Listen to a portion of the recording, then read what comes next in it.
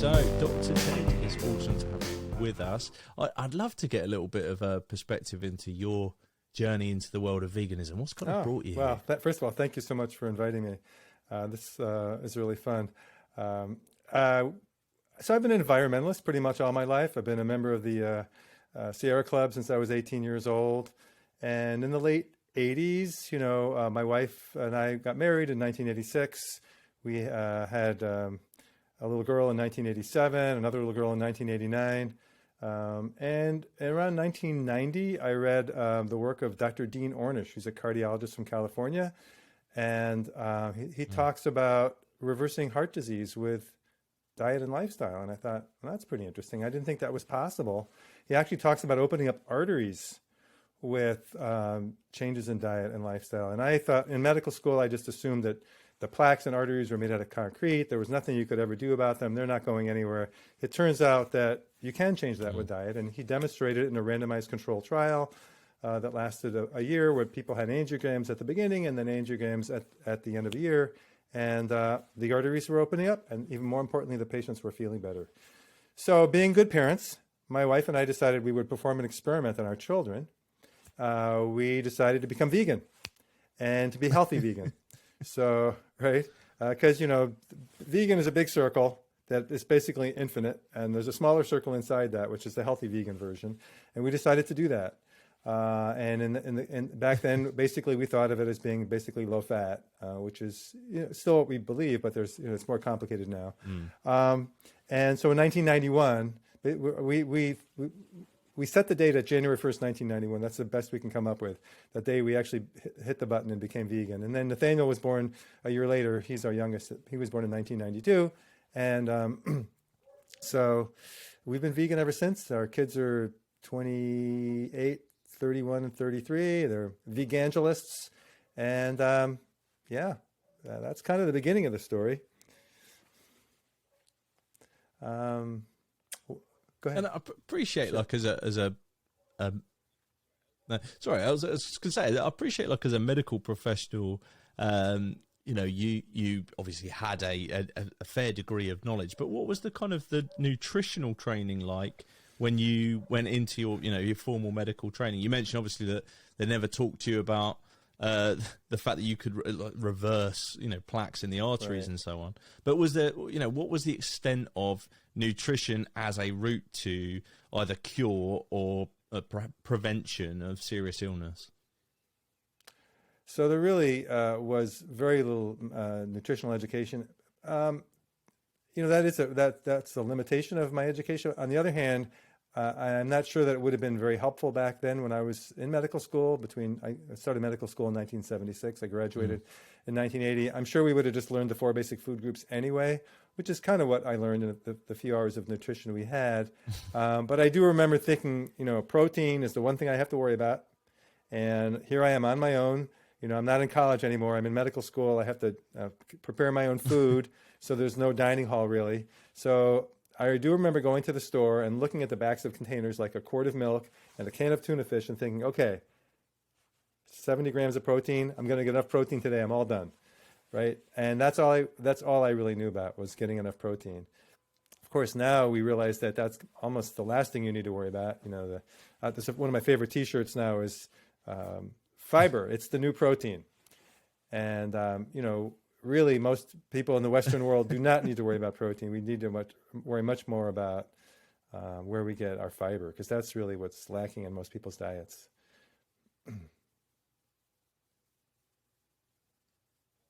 Well, on that note, this kind of sort of modern obsession with protein, I don't remember it being there sort of growing up. It feels like quite a new phenomenon. I'm guessing it's it's obviously born out of the health and fitness industry and the rising kind of fitness influencers and this kind of thing. What's your view of where that has potentially come from and why it's kind of worked its way into the mainstream, if you like, in terms of mainstream knowledge of what a healthy diet is? Mm-hmm. So really, my experience was that protein was always a big deal and always the most important thing. So maybe you grew up when we were growing up in the 90s, or so. or are you grown up at all? I'm not even sure if you are grown up. Yeah, probably. Yeah, right? Yeah. So I'm not sure when that happened. Certainly when they discovered protein back in, what is it, the late 1800s, I think, is when protein was discovered. It became this really obsession. And that's kind of how the whole animal industry got going. Let's just talk about protein. Obviously protein from animals is better. All these things were kind of getting brainwashed into people, and it was selling products, and so it was serving a function in that sense. But it really, that was always it for me. I don't really know how you didn't have that experience. I'm not really sure. Yeah. Well, no, it does feel like I sort of, I definitely kind of missed that growing up. And it might just be that I wasn't aware, but it feels like now I see products everywhere with the word protein on. I've even seen like a Mars bar in the UK, Sure. like a chocolate bar sort of thing, which has sort of said, a protein Mars bar. And I kind of think, well, how is this being sold as having some health benefits to it? It's clearly like an item of junk food, if you like, and heavily processed and refined sugar and all the rest of it. It can't be good for you. Yeah, well, it's interesting. So protein sells products. It's really a vicious circle. The food manufacturers know if they put the word protein on the front of the package, that people are going to buy it. And then people buy it. And so they say, well, it seems to be working. So they just keep doing it. It's very circular. I don't know how we're going to get out of that, other than consumers have to stop being so impressed. I have looked at, in this country, in the U.S., we tell people just ignore what's on the front of the package, read the back, and see what the actual ingredients are and what the nutritional information is, because there's less room for them to lie about things on there. But yeah, it somehow got in there. Going back though, so when we made the change back in the early 90s, my fellow physicians really did think I was crazy. And they used to come into my office. I'm a radiologist. So back before everything was digital and now, back everything was on film, they'd have to come through the office and go over their radiographs with me. And they would look into my lunchbox, right? And they'd say, okay, what is it today, Ted?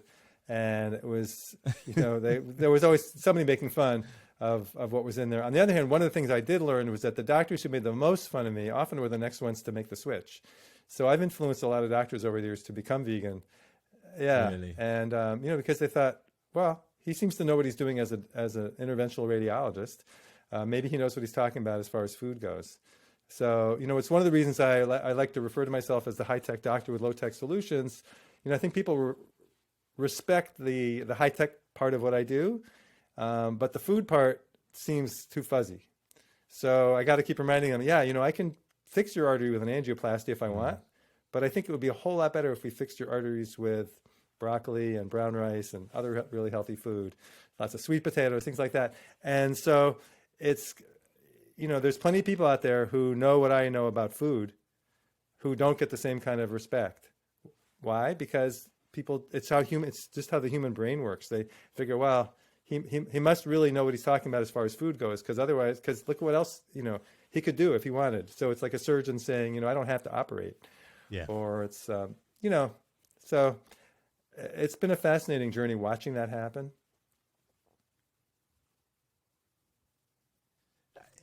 Obviously you mentioned there that you're getting a fair bit of teasing, if you like, from within the sort of physician community, from other doctors and so on.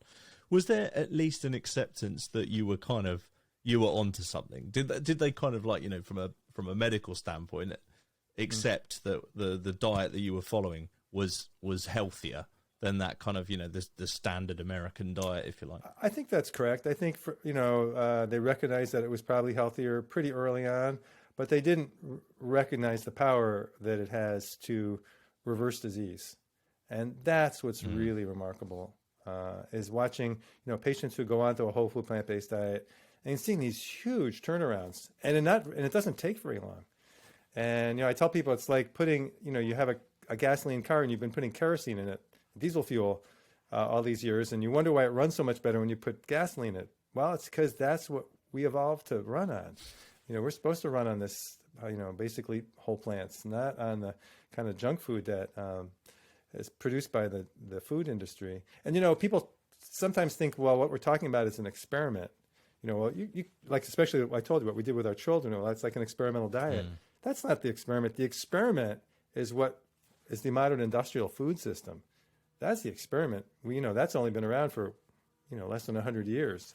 And in, clearly in the last 30 to 40 years, we've been seeing the absolute havoc that experiment has created for people's health and people's lives.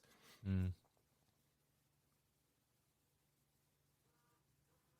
How do you think, given that it seems to me that it's pretty clear that there is, there's been like a rise in, and you'll know the stats far better than me, but it feels like heart disease and these kind of illnesses, cancers, strokes, these kind of things have been on the rise for years. Our consumption of meat, dairy, heavily processed food, high refined sugars, all of these things have been on the rise too. Mm-hmm. It almost sort of baffles me, and I'd love to get your perspective on how that link hasn't been made, on that we've been doing this experiment in like highly processed food and excess meat and so on for years, and it's led us to this part. It almost like baffles me that the dots haven't been connected. I'd love to get your perspective on why you think that is. Is it just purely the power of marketing? Well, marketing has a lot to do with it. Also, humans are very social animals. By the way, it's a really good question, and I'm going to give you an answer. I don't think anybody really knows the answer, but my perspective is that humans are very social animals. Doctors are also social animals, and we're also within a system. And somehow, if we see everybody around us doing the same thing, we assume, wow, that must be the right thing. Everybody else must know what they're doing, so I'll just keep doing what they're doing. And my goal when I established Rochester Lifestyle Medicine was to try to operationalize what I think is good medicine. It's really hard for doctors to actually prescribe healthy diet and lifestyle for their patients because they didn't really have any way of doing that. So a patient with diabetes would go to their doctor, and the doctor would say, well, you should eat better and lose weight. And bye. That was the end of it. And there was really no way for them to know how to get their patients to do that, right?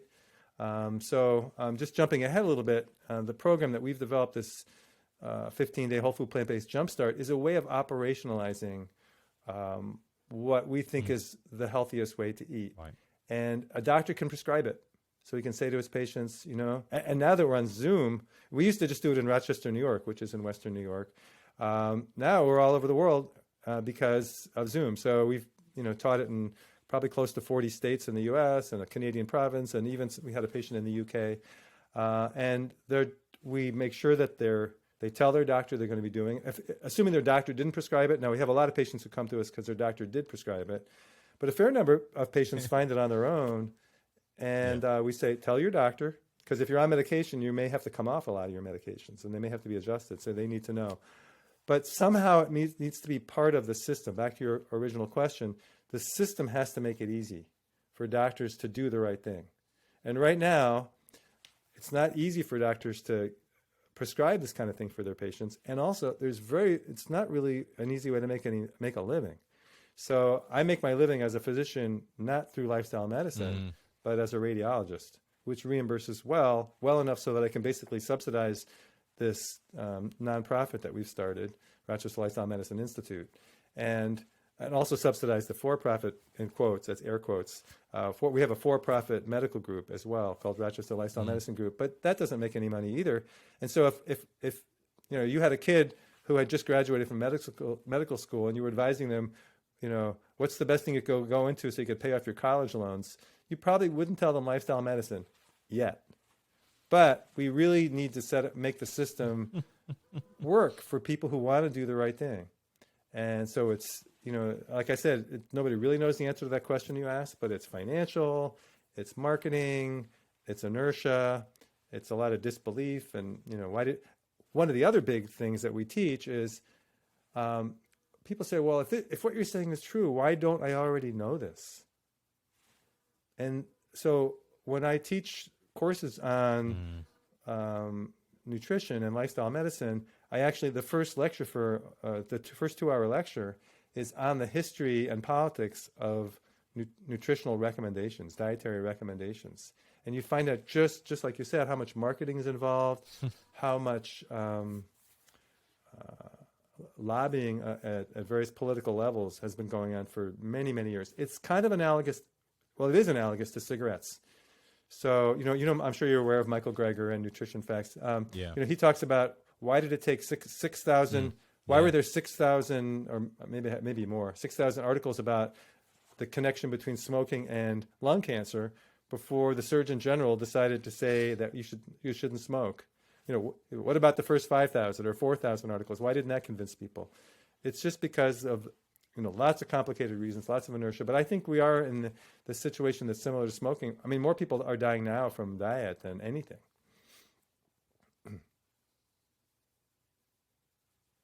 You mentioned that obviously the Jumpstart program has been, if you like, spread across the world through the benefits of Zoom, etc. Mm-hmm. I wonder, has this been a particularly, if there is a positive to come out of the sort of the pandemic and so on, was that one of them, or was there always an intention to make this online, make it virtual? No, our intention was not to make it online or virtual. I mean, our goal, actually, we were planning on licensing it. We had actually started licensing it to doctors' practices around North America, which is a pretty complicated process because to actually have this program, and maybe we should back up and I'll explain what the program is, and then you can understand how the transition has changed things.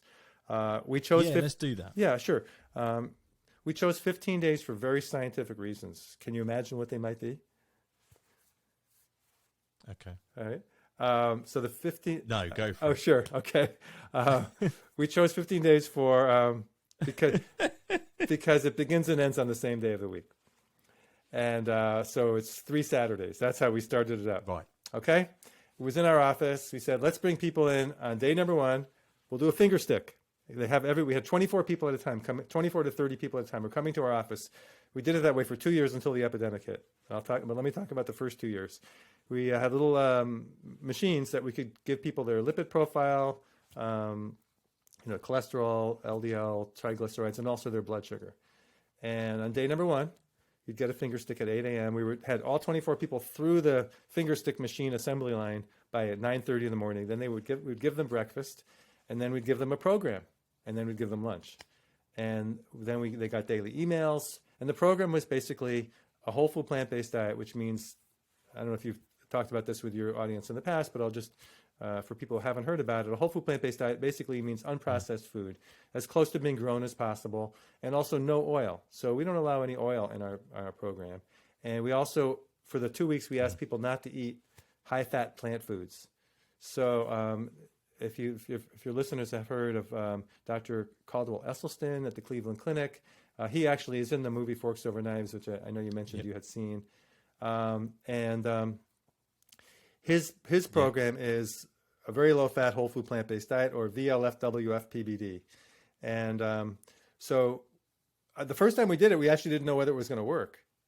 Right? It was we had 2 things we didn't know when on the first day we did it. We had lots of people. We had 24 people come to our office on that first day because we have a lot of contacts in Rochester, in New York. So we were able to get a lot of people to try it out.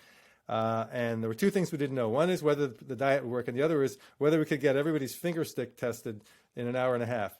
And we did well on both counts. I mean, it's turned out that on average, for people whose cholesterol is over 200, there's a 44-point drop. In the 2 weeks, there's about a 5 or 6 pound weight loss in the 2 weeks, and the people just have amazing results. They feel great, but so that was back in the early years. We were doing it every month. It was usually the first or second Saturday of the month. Then, of course, you have to have the scary music part of your podcast now, because then we know what happened in March 2020. The pandemic hit, and we had to figure out what to do. So we pivoted. We said, well, we're going to do this on Zoom. We'd had a little practice with Zoom already, and so we figured we can do this. And so the program now it's still 15 days during the diet, although we have a day -3 check-in on Wednesday. We have a Zoom call because everyone has to check out their Zoom connections, make sure that all works, because you can imagine what it would be like if we tried to run a program and nobody could get their Zoom working. So we have a day -3, which is a Wednesday. And then the first Saturday, we ask people to make the change. And we meet for 2 hours on Saturday. We then meet 2 hours on the first Sunday, which is day number 2, and we have a cooking class. Then there's the next Wednesday we have a check-in. The next Saturday we have a virtual potluck. So we used to have a potluck in our office on the second Saturday, and day number 8, and now we do it all virtually. And so people they make a dish, they take a picture of it, they print out their recipe, and they send it all into our communications director, and he produces a booklet for every cohort. And during that Saturday, the virtual Jumpstart, we go around the room, which means basically going around on the gallery in the Zoom call, and everyone has to talk about their recipe and give us what kind of obstacles they had in making it. And what I tell my staff is it's really great because the cleanup is much easier now. We used to spend a couple of hours in our office after everybody left cleaning up after the potluck, but not anymore, which is great. We just hang up now. And then we have another Wednesday check-in, and then the final Saturday is a graduation, and a lot of people will share their lab results. So it really actually in some ways works better virtually. We have quality control is easier for us. We don't have to worry about what the doctors are doing in their offices who would have licensed it.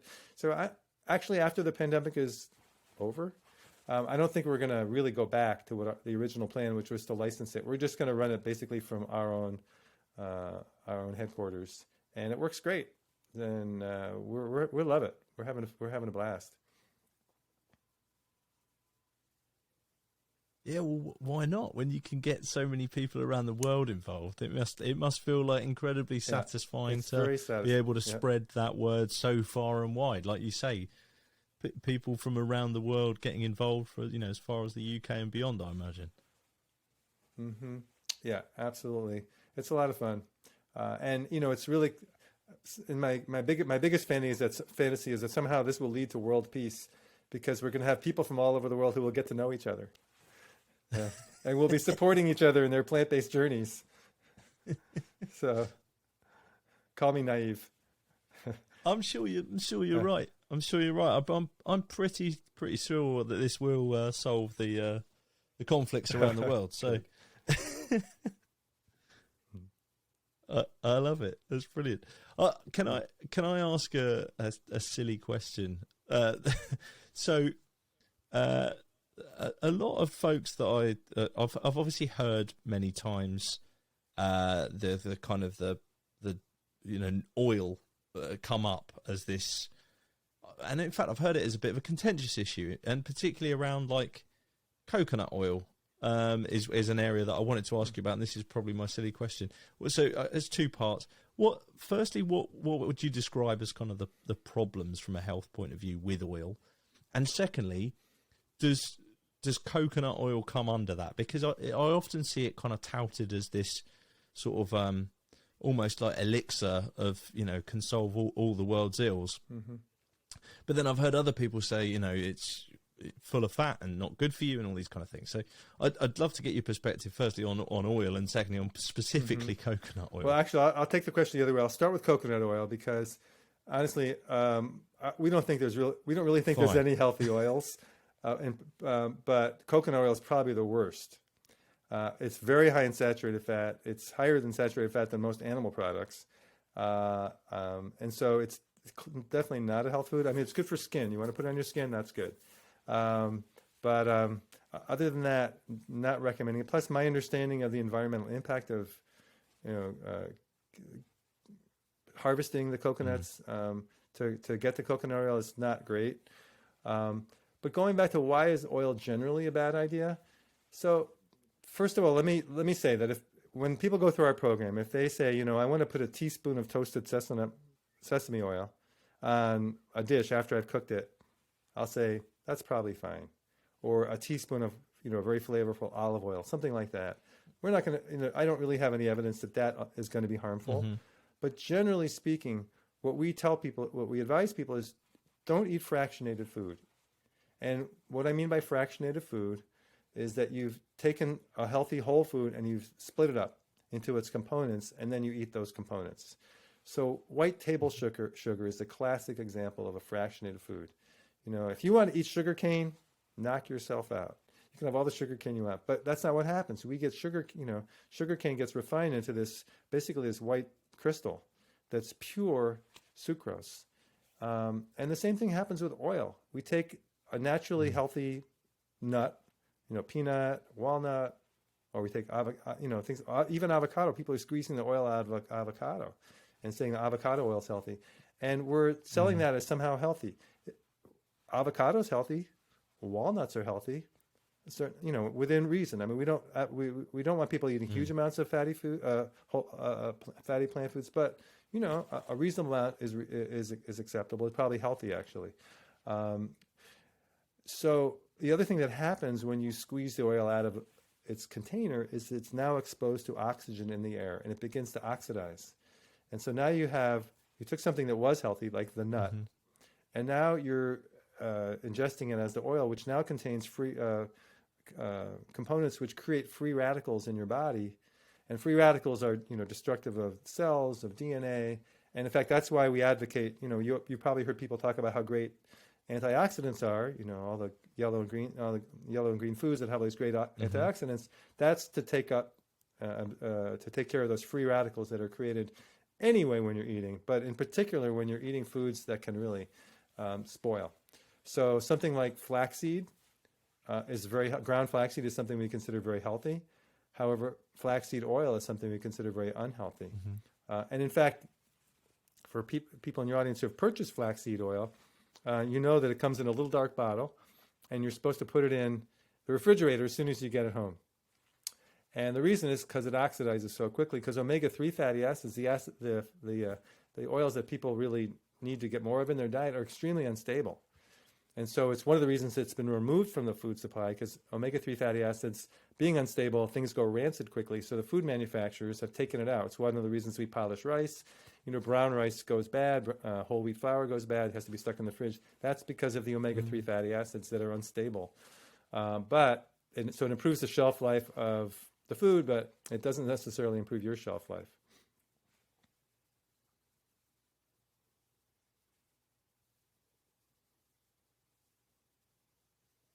Wow, that's absolutely fascinating. Because that little bottle that you describe, I have got one of those in my fridge as we speak, which is now making me question whether it should be in my fridge. Well, so we have kind of... And the reason I bought it was purely because of the omega-3/6 claim on the front, if I'm honest. Exactly. And so what I tell people is, for one thing, you should only eat food that can spoil. Food that can't spoil, there's a problem there. So omega-3 fatty acids, actually alpha-linolenic acid is the most common fat on the planet because it's in leaves. And so that's where we should be getting our omega-3 fatty acids, is basically from leaves. We can get more if we use ground flaxseed. It's not really clear how much, if you're eating a basically healthy diet that doesn't have a lot of omega-6 fatty acids, it's not really clear how much you need to worry about your omega-3s.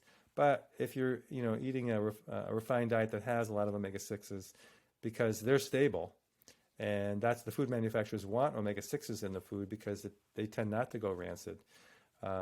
So again, you should only eat food that can spoil, and that often means it's high in omega-3 fatty acids.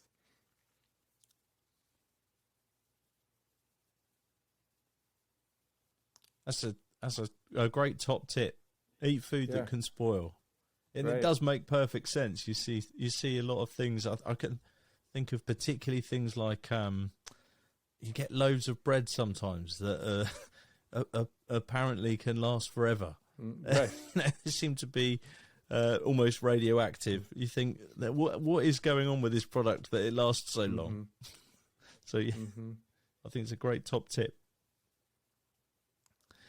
I'd love to get your view on, particularly for folks who are perhaps new to the world of veganism and so on, and are perhaps tempted in with some of the kind of the processed, the junk foods that have come out now. You see all the Impossible burgers and the moving mountains and the new Ben and Jerry's flavors and all these kind of things, and they're all really exciting, and you see lots of it on social media and lots of people using it as a barometer. This is veganism has landed kind of thing.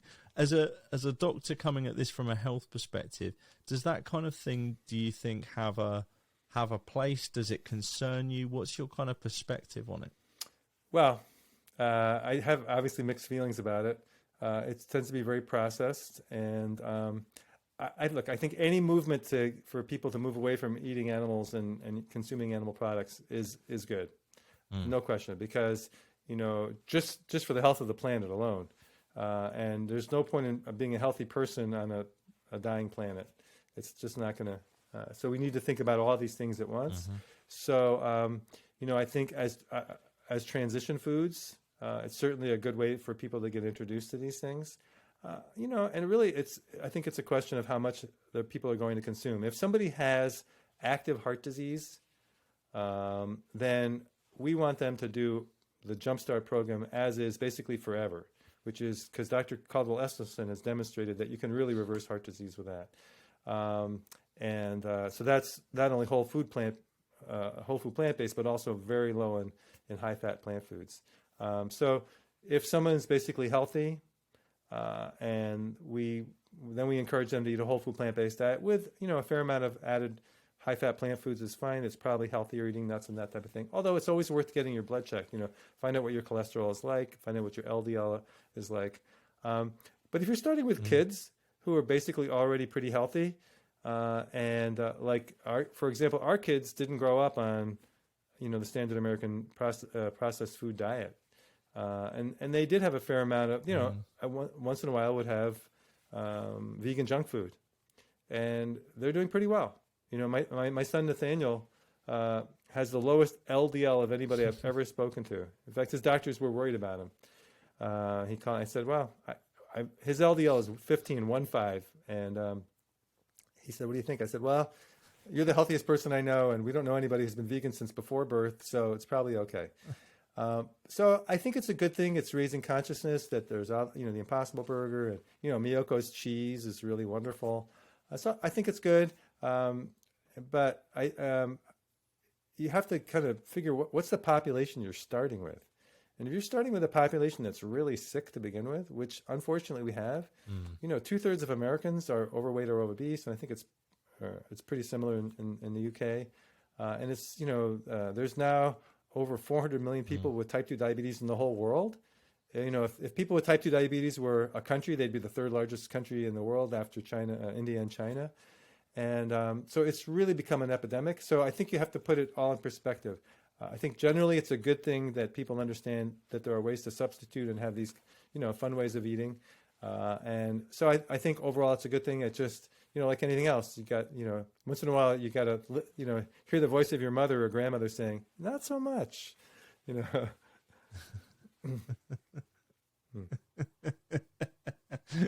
Love that.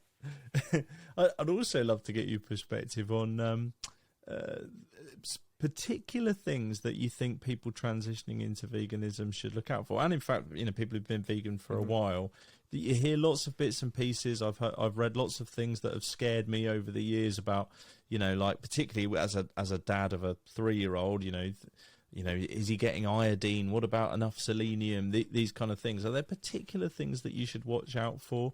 And is kind of the whole food plant-based approach going to be a pretty much a coverall, particularly if you go through the kind of Jumpstart program's advice? But, what's your steer on those kind of things? Well, if there were one source I would go to, it would be nutritionfacts.org, Michael Greger's website. And I would use his app, which is the Daily Dozen. I think that's wonderful. The Daily Dozen is perfect. In fact, we recommend it to our Jumpstarters to use we asked for the 2 weeks, we asked people not to have a serving of nuts, which is one of the things on the Daily Dozen. But other than that, we want people to use the Daily Dozen. And if their cholesterol can stay low even after they add back in some nuts, then that's fine. So I think don't get caught up in these sort of the minutiae, selenium and chromium or whatever else. But do think about in terms of making sure you're getting lots of fiber, that you're eating lots of whole food. I mean, if you're dealing with a little kid, if you have a 3-year-old, you certainly want them to get, you don't have to worry about fat, so tofu is great if you're raising a kid. Our kids loved having tofu and sauce. meaning basically it was soy sauce. And, you don't have to worry too much about salt in a little kid. I mean, they can, if they're not living on soda and, candy bars, then, tofu and a little soy sauce and maybe some garlic powder, it's fantastic. For the, the one thing we always hear about is B12, and that is true. We don't want you to become a B12 deficient, and it is a theoretical possibility on a completely vegan diet to develop a B12 deficiency. And we tell people to take a supplement, a B12 supplement. There are some foods that you can get B12 from, but don't worry, don't do it that way. It's so easy to take these little supplements. You only have to take them once or twice a week. Your body stores about 3 years worth of B12. Anyway, it takes a long time to become deficient. However, if you become B12 deficient, you will become really, really sick. And I think you'll appreciate this. If a vegan gets sick or dies from a B12 deficiency, you can be pretty sure that'll be a newspaper headline. If a meat eater dies from a heart attack, that's not a headline. That happens in this country alone. That happens 2,000 times every day. So we got to put it in perspective. I mean, yes, a vegan diet, a whole food plant-based diet does have this one kind of limitation, which is that you really should be supplementing with B12. Now, even that's really not much of a limitation because pretty much everybody over the age of 50 probably should be taking a B12 supplement anyway, even whether or not they're vegan. So I don't consider it a huge deficiency, but don't be one of these people who thinks you can get enough B12 from food or grow it in your own gut. Do it for the cause, because you don't want to be the one who's the newspaper headline. It's bad for the cause. So that's the one thing that you really probably should make sure you're getting enough of.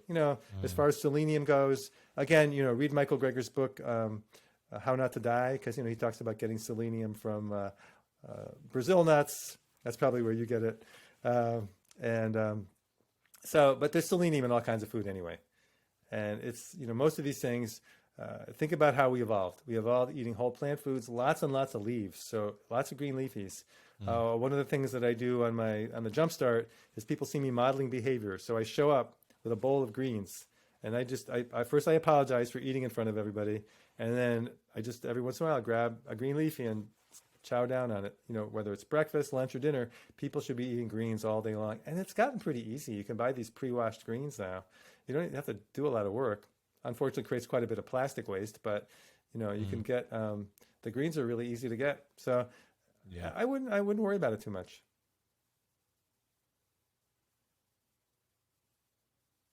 Great advice. Great advice.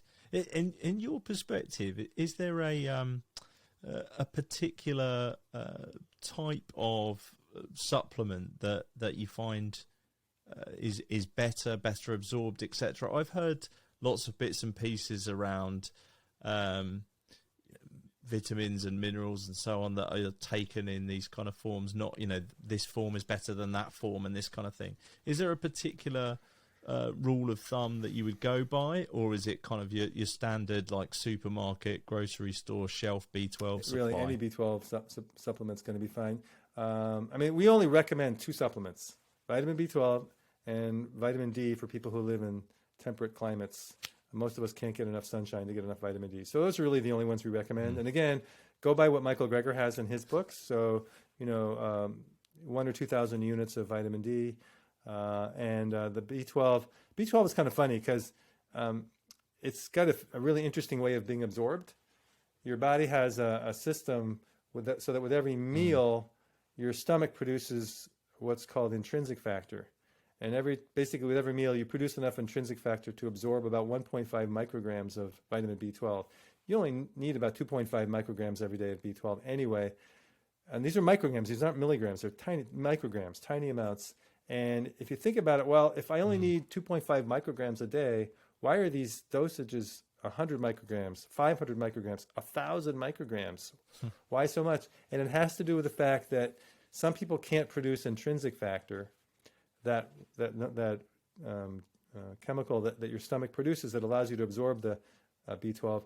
And in that case, you absorb, there's a passive absorption of about 1%.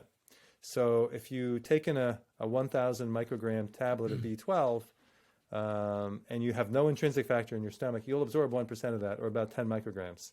So that's a situation where it actually kind of makes sense to have them that big. Usually if you're getting 50 or 100 micrograms of B12 a day, it's fine, or 1,000 micrograms a week. Just look at the bottle and see what the recommended dosage is. There's lots of different ways of getting it. You store a lot of it anyway, so it's not like if you miss it for a day, it's going to plummet in your body. It's going to be there for a long time. Awesome. Good to know. Good to know.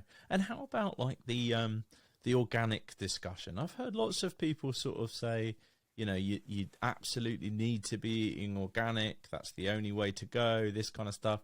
And other people saying, don't worry so much about that. Worry about just getting greens into you, getting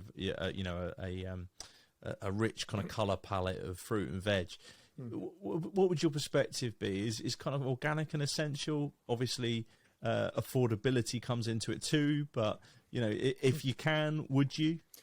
Well, if you can, I think organic is always better for a lot of reasons. The farm workers are not getting exposed to as many chemicals. It's better for the land. It's better for the environment generally.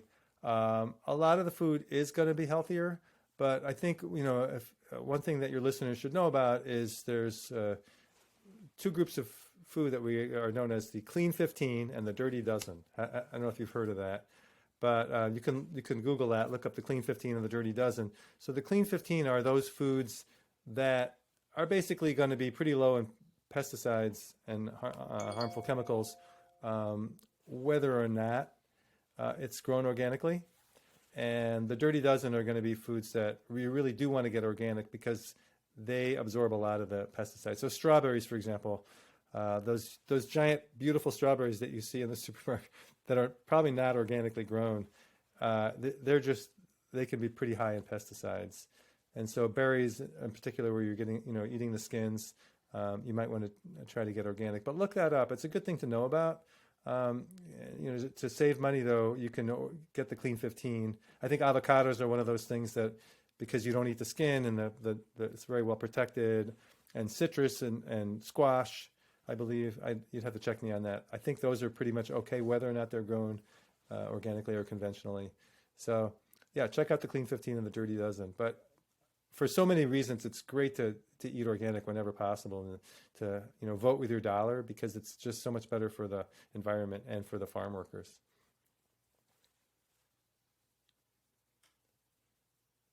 Absolutely.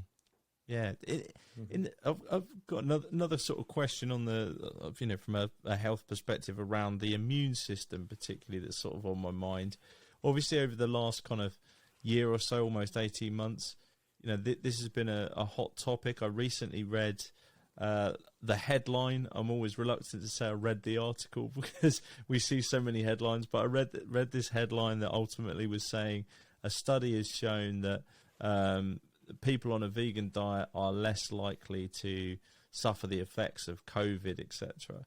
And I'd imagine this was because of a better immune system, but I'm not entirely sure of the specifics of the study.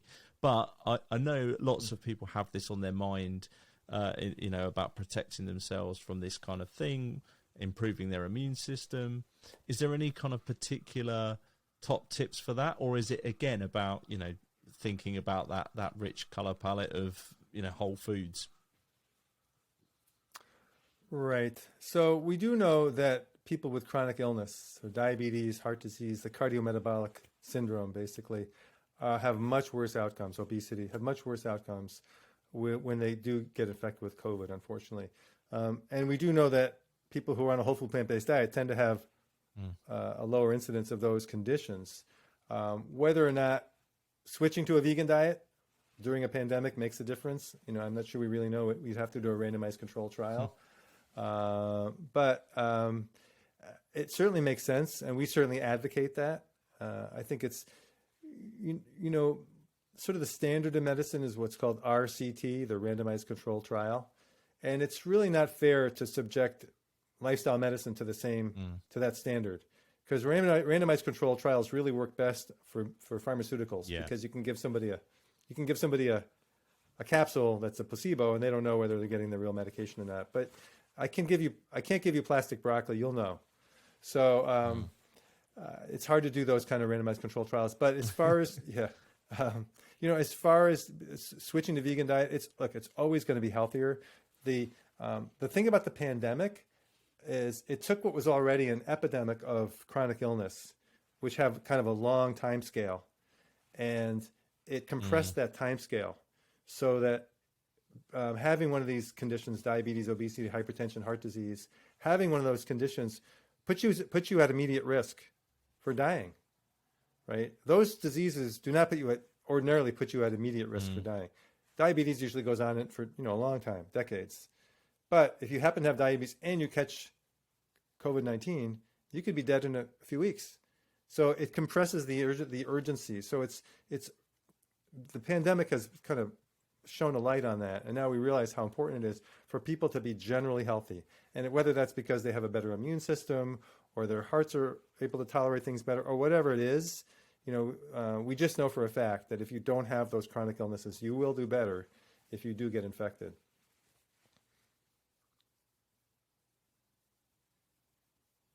Absolutely. Top advice as always, Dr. Ted. I love it. I've got one final question, and I appreciate your time. I feel like I'm having a consultation here. It's fantastic. My pleasure. It's about gut health specifically. About gut health specifically.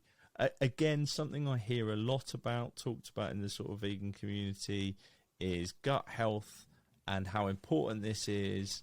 For our overall health, and this gut-brain connection and all these kind of things, and how bad high processed sort of refined sugar is for the gut and these kind of things. Again, I'd love to get your sort of perspective on that and improving our kind of gut health overall. So that is a really fascinating, and it's a big question. I love the question. So in the last few years, we've been talking more and more about the microbiome. I mean, that term has been around for a long time, but it's become more on the tip of people's tongues. And the microbiome refers to all the little guys that live on your skin and your gut and your mouth, even on your eyes. But for the purpose of this, let's talk about what lives in your gut.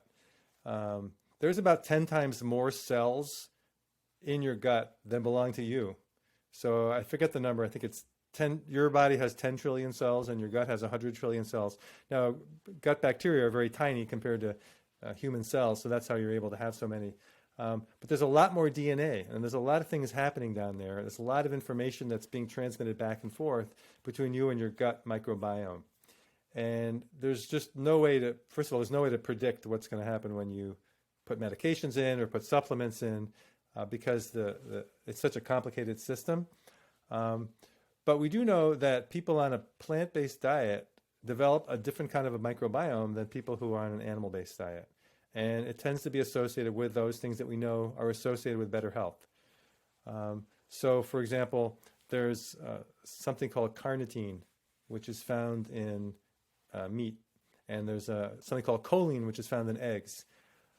Both of which are converted in your gut to something called TMAO, which then get converted to... or TMA, I guess, and then TMAO ends up in your bloodstream, and that's very harmful to the health of your blood vessels and can lead to heart disease. Now, if you give a steak to a meat eater, their bacteria will take that carnitine and convert it very quickly into TMAO, and which is bad for your heart. If you take a vegan who's been a vegan for a long time and you can somehow persuade them to eat a steak, which it might be kind of hard to do for most of us vegans, but if you could, and they've done it, you'll find that the bacteria don't exist to produce the TMAO, and it takes a while for that for someone to go from being a vegan to being a non-vegan, for those bacteria to show up again. So your bacteria are constantly changing, and we know that you have a much healthier microbiome if you're on a vegan diet, and even if you're cheating once in a while, it keeps those bacteria around. So people say, well, can't I have red meat once in a while? Well, maybe every month or so, but if you start to have it every few days or every week, those bacteria are going to stick around, and you're going to be producing those harmful products. You mentioned organic gardening or organic farming earlier. I like to think of the microbiome as the soil in my organic garden. And one of the premises of organic gardening is that you feed the soil. You're not feeding the plant, you're feeding the soil. If you have healthy soil, you'll have healthy plants. So the way to think about what kind of food you want to put in your body is you're feeding your microbiome. If you have a healthy microbiome, you'll be healthy. So the food, most of the food you're eating, you're going to absorb some of it for yourself. But think of how to keep those little guys in your gut happy. So they love having all that fiber because that's where they hide out, and it's got little jungle gyms in it and playgrounds, and they're having a great time down there if you're giving them fiber. If all you're ever giving them is, meat, dairy, eggs that has no fiber, they have no place to hang out. So they just disappear and they get replaced by the bad guys. So it's extremely important. Gut health is extremely important. One other fact I want to tell you. This is really interesting. So the lining of your colon, it's lined with something called colonocytes, and most of the cells in your body, their preferred food source is glucose. So that's where we talk about blood sugar in your blood, the level of glucose. That's what your brain cells feed on. It's what your muscle feeds on. However, the lining of your gut, the colonocytes, their preferred food is what's called short-chain fatty acids, or SCFA, short-chain fatty acids. And those, like butyric acid and propionic acid, they're produced actually by bacteria in your gut, the healthy bacteria. They're actually, when you send fiber down there, they convert it into short-chain fatty acids, and then the colonocytes use that as their preferred food source. They absorb it right from the gut. So that's one of the theories about why you see so much colon cancer in people who on a low-fiber diet, is because their colonocytes, the lining of their colon, is not getting they're not getting the food that they prefer.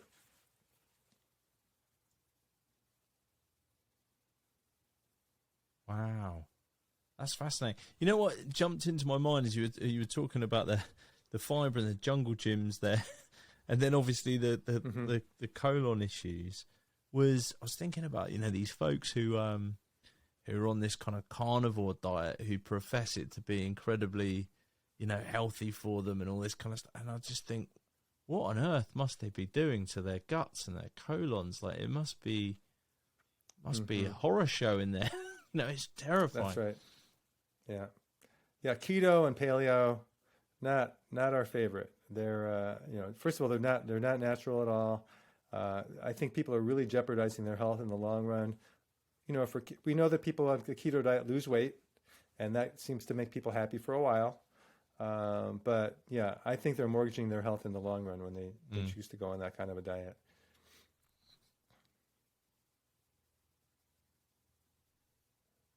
Yeah, absolutely. Mm-hmm. Well, Dr. Ted, it's been incredible chatting with you. I think everybody, I imagine everybody listening to this wants to get on the Jumpstart program now. I know I do. Where would folks go to find out a bit more and learn about the Jumpstart program and all you're doing in Rochester? Oh, thank you for asking. So our website is rochesterlifestylemedicine.org. You can find us just by Googling Rochester Lifestyle Medicine Institute. And Rochester Lifestyle Medicine Institute is our nonprofit that produces the educational programs and the 15-day Jumpstart is one of those. And it's pretty self-explanatory. Once you get to the website, you can learn more about it. You can sign up. There's one every month. So there's one coming up in July. We're in the middle of the June one right now. And we're connected to a bunch of doctors and health systems around the country. And our goal is to really ramp it up. We've one of the things that differentiates our Jumpstart from others is ours is very personal. We have facilitators for each group, so you're not alone. I think that makes it a little harder to scale it up, but our goal is to scale it up so we can really move the needle on the system, because the healthcare systems, at least in our country, it's really broken. There's 130 million Americans who have one or more chronic diseases who would really benefit from this. So the challenge is how do we push that out there and make it, operationalize it so that the healthcare system can really, be able to utilize this to make people healthy, and for people to utilize it to become healthier.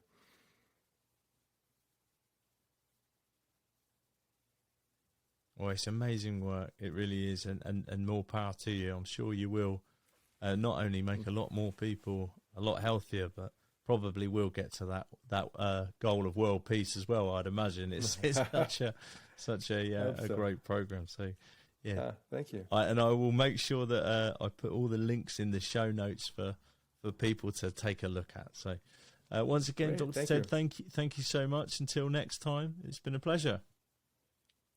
Been a lot of fun. Thanks for having me. I'm just sort of around, like, 30 for 20.